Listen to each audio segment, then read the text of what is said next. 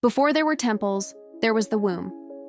Across cultures, from the Indus Valley to Kemet to the Andes, the womb was seen as a microcosm of the universe, the first temple, the place where spirit becomes matter. In ancient Kemet, the goddess Nut was depicted arching across the sky, her body the night itself, swallowing the sun each evening and birthing it again at dawn. Birth and creation weren't separated from the divine, they were divine. The same pattern appears in Sumerian myths of Inanna, in Hindu depictions of Shakti, and in the Mayan creation story of Ixchel, goddess of fertility and medicine.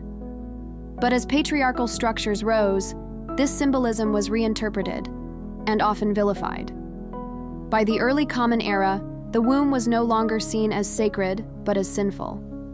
In medieval Europe, theologians described it as the seat of temptation, reflecting centuries of cultural control over the feminine body.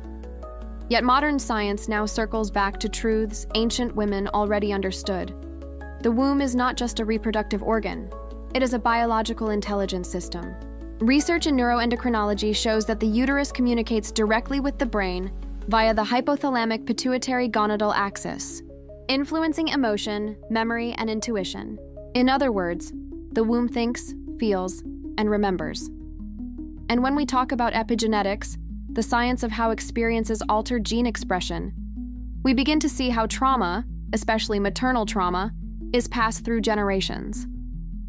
Studies from the University of Zurich and McGill University confirm that prenatal stress can affect the DNA methylation of stress response genes in offspring. What ancient women called ancestral memory, science is only now proving. The womb, therefore, is both archive and oracle. When you reconnect with it, through breath, through awareness, through self-trust, you're accessing the same intelligence that creates life itself. This isn't about worshiping anatomy, it's about understanding creation, because creation begins where awareness meets embodiment. For millennia, women's wombs were turned into political battlegrounds. But the truth is, the womb was never the problem. The fear of its power was, to reclaim the womb is to reclaim the right to exist fully, as creator, as healer, as being. Remember, your body is not a sin, it is a story, one older than any scripture. If this message speaks to you, share it. Subscribe to join the remembrance, because the sacred feminine was never lost, only forgotten. And now, it's remembering itself through you.